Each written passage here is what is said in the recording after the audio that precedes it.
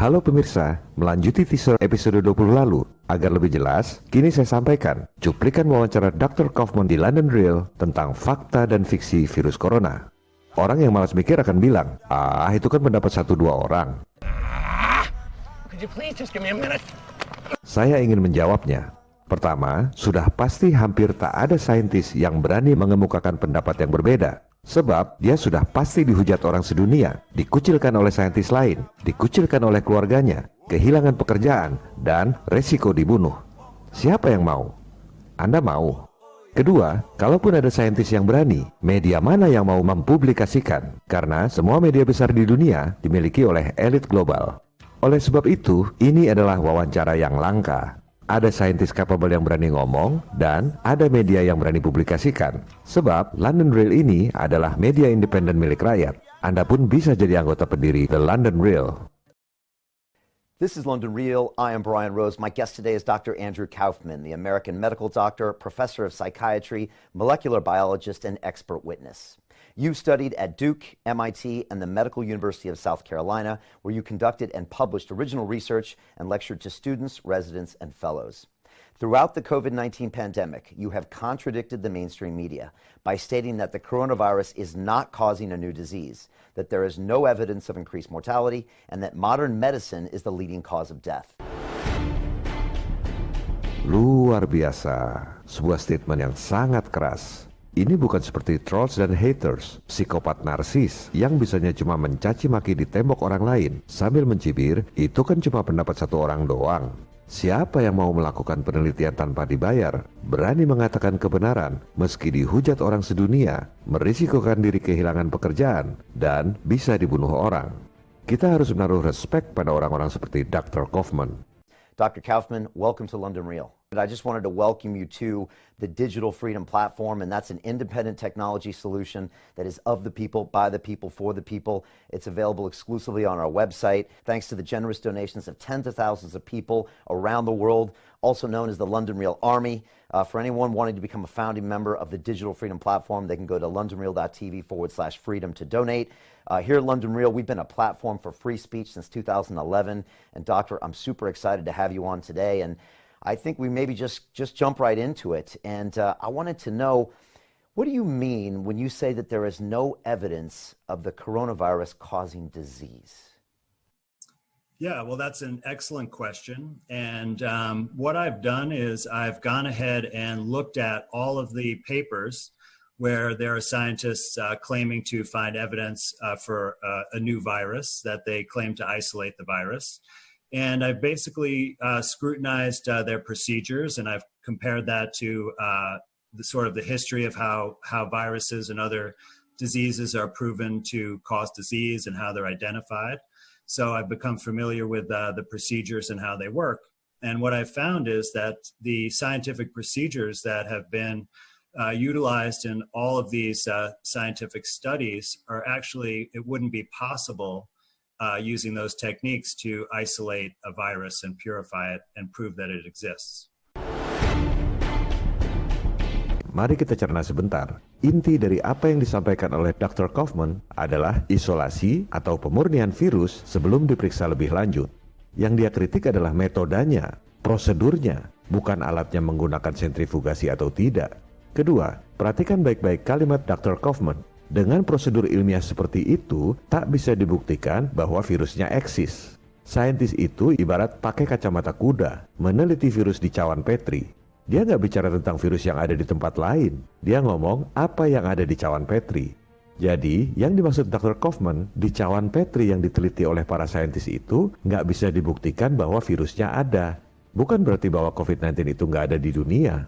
Virusnya mungkin ada. Tapi, karena virusnya nggak dimurnikan dulu, maka nggak bisa dibuktikan bahwa yang di cawan Petri itu adalah spesies COVID-19. So what they've done really is they've done kind of two things. So one has to do with the genetic material, and one has to do with isolating a viral particle. So I'll talk about those separately. I'll talk first about the genetic material. So the general procedure that they utilize is that they identify someone with an illness that is unexplained. And they have taken lung fluid from those patients, and they do this through an invasive procedure where they put a fiber optic scope through the mouth or nose down in through the windpipe into the lungs, and they squirt some fluid there and slosh it around, and then they suck it back up. And that would have basically a mixture of different things. It's a very impure sample, so it would contain, secretions from that area, like sputum. And it would also contain a mixture of different cells, such as our own lung cells and our immune cells. It would also contain various microorganisms that are present in our normal tissues, like bacteria and fungi. And then it also, lung fluid has shown to contain free genetic material as well. And then it would also contain what's called exosomes, which have their own genetic material. And I'll elaborate on what they are in just a minute. And so they took this sample of lung fluid, which has genetic material from many sources, and they added an enzyme that would digest any cell membrane. So it basically allows the DNA or RNA to be free in the solution so that they could do further analysis.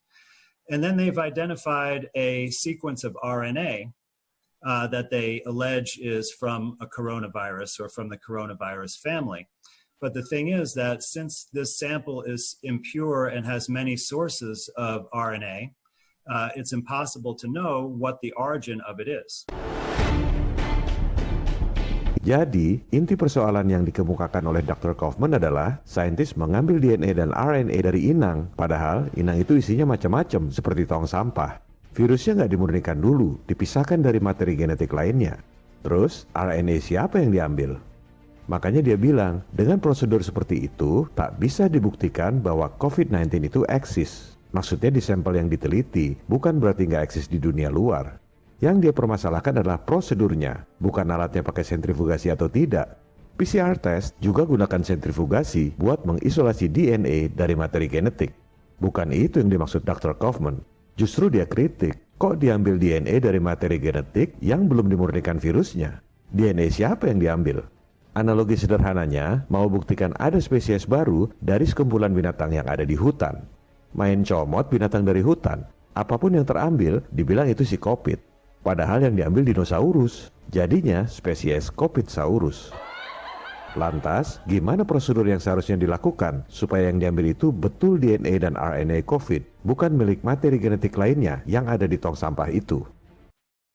If they wanted to be certain that it came from a virus, what they would do is take that lung fluid and filter it, because you can purify viral particles by filtration because they're much smaller than any other cells, even bacteria cells. And then you typically use a centrifuge with a density gradient that creates a tight band of these particles that's easy to suck up in a pipette. And then you could take those particles and extract the genetic material and say that it came from those particles. But when you have an impure sample with lots of sources of genetic material, you really don't know where it came from. Jadi, sebenarnya simpel sekali.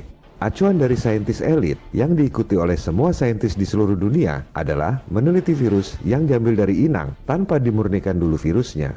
Padahal inang itu isinya banyak makhluk. DNA siapa yang diambil? Masa nggak ada saintis di seluruh dunia yang meneliti COVID?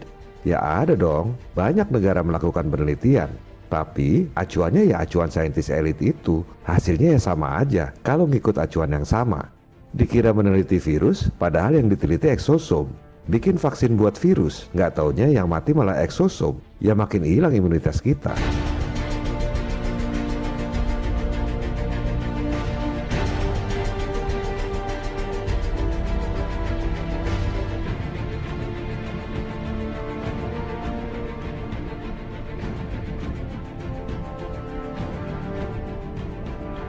Dr. Kaufman meneliti semua dokumen tentang COVID-19, termasuk waktu awal mereka tentukan ada spesies baru. Coba Anda riset, dokumen awal penelitian COVID itu yang mana? Dari mana Anda tahu bahwa itu adalah dokumen penelitian COVID yang pertama? Gunakan otak Intel atau kecerdasan Anda. Lihat timeline di situs resmi WHO. Anda lihat, tanggal 5 Januari, pertama kali WHO umumkan ada wabah, tulisannya masih tak diketahui penyebabnya. Seminggu kemudian, tanggal 12 Januari, diklaim sudah ketemu urutan genetiknya. Sudah dinamai pula COVID-19. Apa yang terjadi antara tanggal 5 sampai 12 Januari? Coba cari, mana penelitiannya? Anda scroll ke bawah, ini dia, interpretasi atas wabah. Coba kita lihat interpretasinya kayak apa, dasarnya kayak apa. Anda klik linknya. Ups, ini link mati apa sengaja disembunyikan? Jadi, mana penelitian COVID yang pertama? Apa dasar pengumuman tanggal 12 Januari bahwa ada virus baru bernama COVID-19? Yang masih ada filenya di situs WHO adalah penelitian tanggal 13 Januari di Berlin. Ini yang dimaksud Dr. Kaufman. Itu cuma protokol pemeriksaan kanker paru-paru biasa. Nggak ada pemurnian virus. Nggak ada visualisasi spesies baru. Harusnya kan begini. Misalnya, ini spesies kuda. Ciri-cirinya begini, begini, begini. Kemudian, ini ada spesies baru, kuda lumping. Spesiesnya begini, begini, begini. Kan jelas bedanya. Ini tidak begitu. Mereka ambil inang berisi berbagai materi genetik. Tidak dimurnikan, langsung ambil DNA-nya. Ibarat memeriksa rumah yang rusak. Asumsinya, di rumah yang rusak itu pasti ada pencurinya. Mereka lupa, di situ juga ada kucing, ada tikus, juga ada polisi yang lagi nangkep maling, eksosom. DNA siapa yang diambil kalau virusnya nggak dimurnikan dulu? Lantas, saintis langsung membandingkan urutan genetik tersangka COVID itu dengan urutan genetik SARS. Bingo! Kurang dari 80% urutan genetiknya sama dengan SARS. Maka, pasti ini adalah virus corona, saudaranya SARS, disebut COVID-19. Dasarnya cuma itu. Padahal, manusia sama ikan juga 80% urutan genetiknya sama. Kok nggak dibilang manusia itu ikan jilid 2? Ini yang dimaksud oleh Dr. Kaufman bahwa dengan prosedur ilmiah seperti itu tak dapat dibuktikan bahwa COVID-19 itu eksis. Maksudnya di sampel yang diteliti oleh saintis. But yet they're using a sequence identity that has a much lower percentage, under 80%, and saying that's a coronavirus because of that. So in my opinion, this is extremely weak science, and without purifying the lung fluid sample, you really can't tell what the origin of the RNA is.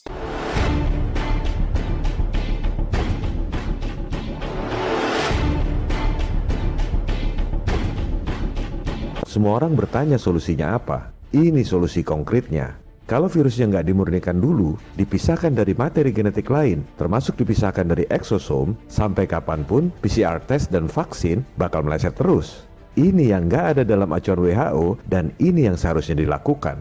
Kalau ini nggak dilakukan, jumlah korban COVID seolah-olah banyak terus. Kanker paru-paru, keluar eksosom, dites PCR, positif COVID. Sakit asma, COVID. Flu berat, COVID. Keracunan, COVID. Radiasi ion, termasuk radiasi 5G, COVID. Itu semua adalah settingan yang sangat canggih untuk menciptakan propaganda ketakutan. Dan kalau virusnya nggak dimurnikan dulu sebelum dianalisa, vaksin bikinan rakyat bakal meleset terus. Akhirnya, yang bisa bikin vaksin adalah dia-dia lagi.